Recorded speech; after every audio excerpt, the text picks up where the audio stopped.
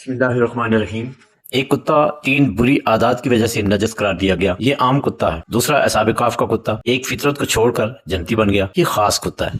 कुरान करीम में कुत्ते को नजस करार देने की 3 वजूहात बयान की गई।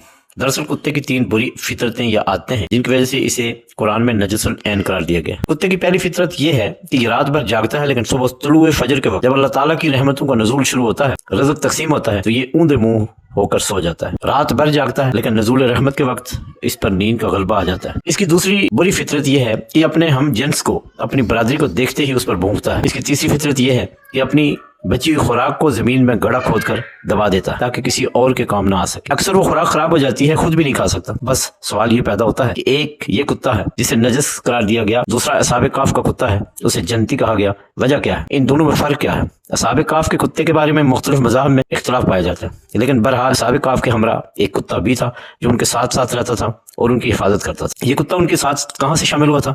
क्या ये उनका शिकारी कुत्ता था या उस चरवाहे का कुत्ता था जो रास्ते में असाब काफ से मिला था, जो हक की तलाश में था, उन्हें पहचान कर उनके साथ शामिल हो गया था?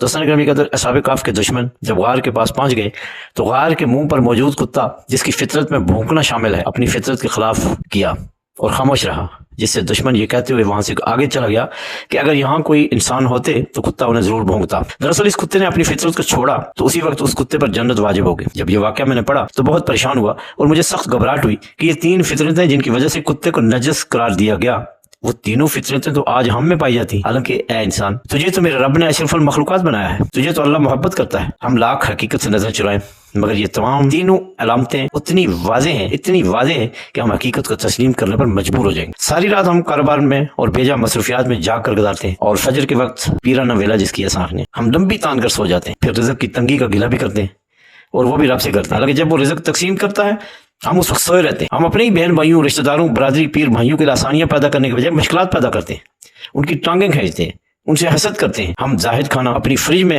और फालतू पैसा बैंक में रख देते हैं, हालांकि रिश्तेदार भूखे मर रहे होते हैं। बसा औकात फ्रिज में पड़ा हुआ सालन, कुर्बानी का गोश्त खराब भी हो जाता है और हमारे काम भी नहीं आता। क्या ये हम सब की फितरत में शामिल नहीं है? याद रखिए, अगर कुत्ता अपनी एक फितरत को छोड़कर जन्नत का हकदार बन सकता है तो ऐ इंसान जिसे रब ने सबसे बेहतर मखलूक पैदा फरमाया, अगर ये अपनी एक फितरत छोड़ दे तो रब इसकी मफरत नहीं फरमाएगा? हालांकि वो तो इंसान की तौबा का मंतजर रहता है कि कब वो तौबा करे और मैं इसकी तौबा को कबूल करके उसकी मगफरत कर दूं।